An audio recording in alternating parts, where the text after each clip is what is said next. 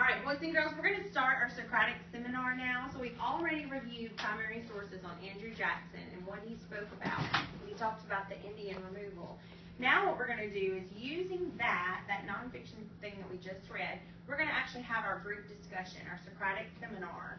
So my leaders, my first group would raise their hands. You're my first group to talk.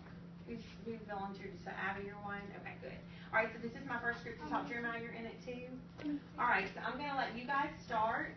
And what that means is the person that's sitting next to you, would that be Zoe? Raise your hand if you're not speaking first, I guess is what I mean. Okay, you guys are coaches to start. Remember, you're going to be listening carefully to what your partner is saying. And as they speak, you're going to be giving them some pointers about some things that they can discuss in their Socratic Seminar. So I'll stop you in just a few minutes once we've had our little discussion. Good? And we're gonna get going on that. So if you would, let's begin.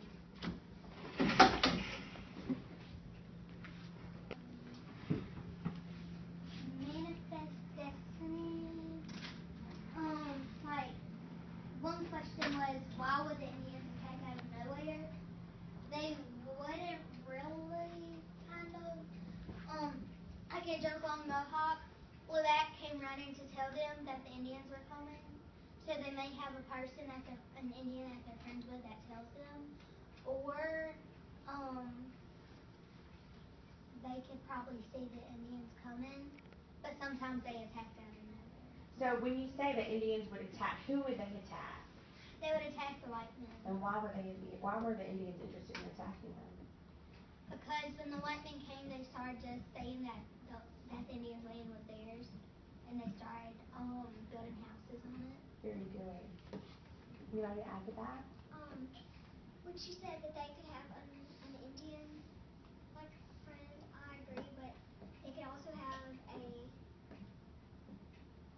white man that came to like hid somewhere and spy on them to make like behind them or something to make sure like they weren't going to attack or anything. Look, what do you mean by that?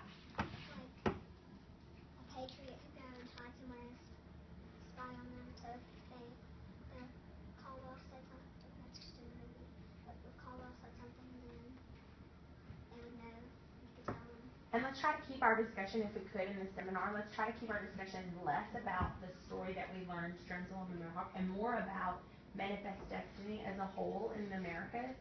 What did you want to say? I wanted to add to that, but I do agree with Em and Abby. They could have a patriot hiding somewhere or an Indian friend, but I'm just going to add to that why the Indians attack out of nowhere.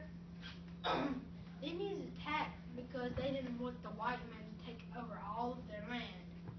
And they thought that the white men were like a curse from the gods. I read that in the book. So I think if they had a friend or a patriot hiding, that'd be a good strategy for America. I would like to add that he's thinking that they were trying to take them out because they'd never seen them before, and because they were taking their land. So if they took them out, then they would think that they can have all their land back. That's why they were taking off all the buildings in the movie. I agree with all Jeremiah, Braden, and Abby. Is there anybody that disagrees with that? I agree. Okay. And like when they said that they can have a spot to make sure that they didn't burn down the fort so that the other Indians could get in.